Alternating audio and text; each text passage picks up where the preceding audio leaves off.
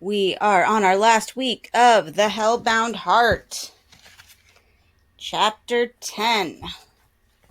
1. She woke in a blizzard, or such was her first impression. Above her, perfect whiteness, snow on snow.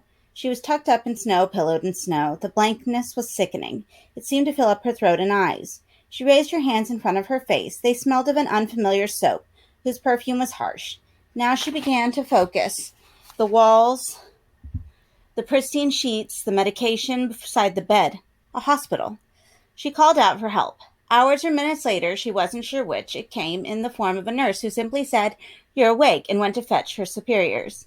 She told them nothing when they came. She had decided in the time between the nurse's disappearance and reappearance with the doctors that this was not a story she was ready to tell. Tomorrow, maybe, she might find the words to convince them of what she'd seen. But today, if she tried to explain, they would stroke her brow and tell her to hush her nonsense, condescend to her, and try to persuade her she was hallucinating. If she pressed the point, they'd probably sedate her, which would make matters worse. What she needed was time to think. All of this she worked out before they arrived, so that when they asked her what had happened, she had her lies ready. It was all a fog, she told them. She could barely remember her own name. It will come back in time, they reassured her, and she replied meekly that she supposed it would. Sleep now, they said, and she told them she'd be happy to do just that, and yawned. They withdrew then. "Oh, yes," said one of them, as he was about to go. "I forgot." He brought Frank's box from his pocket. "You were holding on to this," he said, "when you were found. We had the devil's own job getting it out of your hand. Does it mean anything to you?" She said it didn't. "The police have looked at it. There was blood on it, you see. Maybe yours, maybe not." He approached the bed. "Do you want it?" he asked her, then added, "It has been cleaned." "Yes," she replied. "Yes, please. It may jog your memory," he told her, and put it down on the bedside table. 2. "What are we going to do?" Julia demanded for the 100th time. The man in the corner said nothing, nor was there any interpretable sign of ruin on his face. "What do you want with her anyway?" she asked him. "You spoiled everything." "Spoiled," said the monster. "You don't know the meaning of spoiled." She swallowed her anger. His brooding unnerved her. "We have to leave, Frank," she said, softening her tone. He threw a look across to her, white-hot ice. "They'll come looking," she said. "She'll tell them everything." "Maybe." "Don't you care?" she demanded. The bandaged lump shrugged. "Yes," he said, "of course. But we can't leave, sweetheart." Sweetheart. The word mocked them both, a breath of sentiment in a room that had known only pain.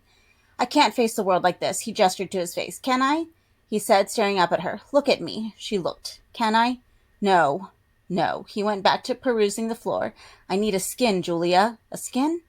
"Then maybe we can go dancing together. Isn't that what you want?" He spoke of both dancing and death with equal nonchalance, as though one carried as little significance as the other. It calmed her, hearing him talk that way. "How?" she said at last. Meaning, how can a skin be stolen, but also how will sanity survive? "There are ways," said the flayed face, and blew her a kiss. 3. Had it not been for the white walls, she might have never picked up the box. Had there been a picture to look at, a vase of sunflowers, or a view of pyramids, anything would break the monotony of the room. She would have been content to stare at it and think. But the blankness was too much. It gave her no handhold on sanity. So she reached across to the table beside the bed and picked up the box. It was heavier than she remembered. She had to sit up in bed to examine it. There was little enough to see. No lid that she could find, no keyhole, no hinges. As she turned it over once, she turned it 100 times, finding no clue to how it might be opened. It was not solid, she was certain of that. So logic demanded that there was a way into it. But where? She tapped it, shook it, pulled it, and pressed it, all without result. It was not until she rolled over in bed and examined it in the full glare of the lamp that she discovered some clue as to how the box was constructed. There were infinitesimal cracks in the sides of the box where one piece of the puzzle abutted to the next. They would have been invisible, but that a residue of blood remained in them, tracing the complex relation of the parts. Systematically, she began to feel her way over the sides, testing her hypothesis by pushing and pulling once more. The cracks offered her a general geography of the toy. Without them, she might have wandered the 6 sides forever. But the options were significantly reduced by the clues she'd found, and there were only so many ways the box could be made to come apart.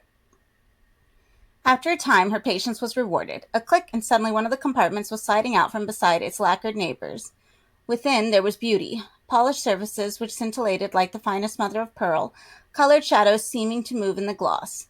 And there was music, too. A simple tune emerged from the box, played on a mechanism that she could not yet see. Enchanted, she delved further. Though one piece had been removed, the rest did not come readily. Each segment presented a fresh challenge to fingers and mind, the victories rewarded with a further filigree added to the tune. She was coaxing the fourth section out by an elaborate series of turns and counter-turns when she heard the bell. She stopped working and looked up. Something was wrong. Either her wary eyes were playing tricks or the blizzard-white walls had moved subtly out of tune. She put down the box and slipped out of bed to go to the window. The bell still rang, a solemn tolling. She drew back the curtain a few inches. It was night and windy. Leaves migrated across the hospital lawn. Moths congregated in the lamplight. Unlikely as it seemed, the sound of the bell wasn't coming from outside. It was behind her. She let the curtain drop and turned back into the room. As she did so, the bulb in the bedside light guttered like a living flame. Instinctively, she reached for the pieces of the box. They and these strange events were intertwined somehow. As her hand found the fragments, the light blew out. She was not left in darkness, however, nor was she alone. There was a soft phosphorescence in the end of the bed, and in its folds, a figure. The condition of its flesh beggared her imagination, the hooks, the scars. Yet its voice, when it spoke, was not that of a creature of pain. "It's called the Le Marchand configuration," he said, pointing to the box. She looked down. The pieces were no longer in her hand, but floating inches above her palm.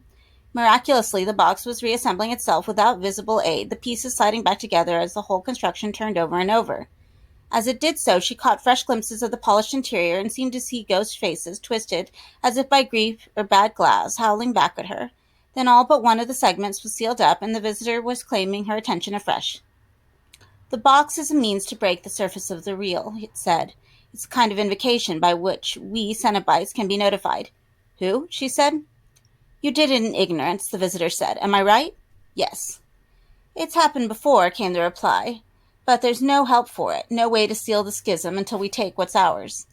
"This is a mistake," she said. "Don't try to fight. It's quite beyond your control. You have to accompany me." She shook her head. She'd had enough of bullying nightmares to last a lifetime.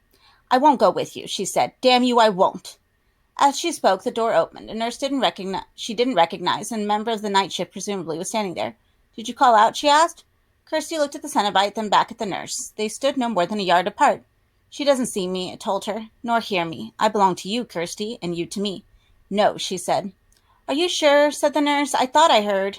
Kirsty shook her head. It was lunacy, all lunacy. "You should be in bed," the nurse chided. "You'll catch your death." The Cenobite tittered. "I'll be back in 5 minutes," said the nurse. "Please go back to sleep." And she was gone again. "We'd better go," it said. "Leave them to their patchwork, eh? Such depressing places." "You can't do this," she insisted. It moved toward her nevertheless. A row of tiny bells, depending on the scraggy flesh from its neck, tinkled as it approached. The stink it gave off made her want to leave. "Wait," she said. "No tears, please. It's a waste of good suffering." "The box," she said in desperation. "Don't you want to know where I got the box?" "Not particularly." "Frank Cotton," she said. "Does the name mean anything to you? Frank Cotton." The Cenobite smiled. "Oh, yes, we know Frank. He saw the box too, am I right? He wanted pleasure until we gave it to him. Then he squirmed." If I took you to him, he's alive then?" "Very much alive." "And you're proposing what? That I take him back instead of you?" "Yes. Yes, why not? Yes." The Cenobite moved away from her. The room sighed. "I'm tempted," it said.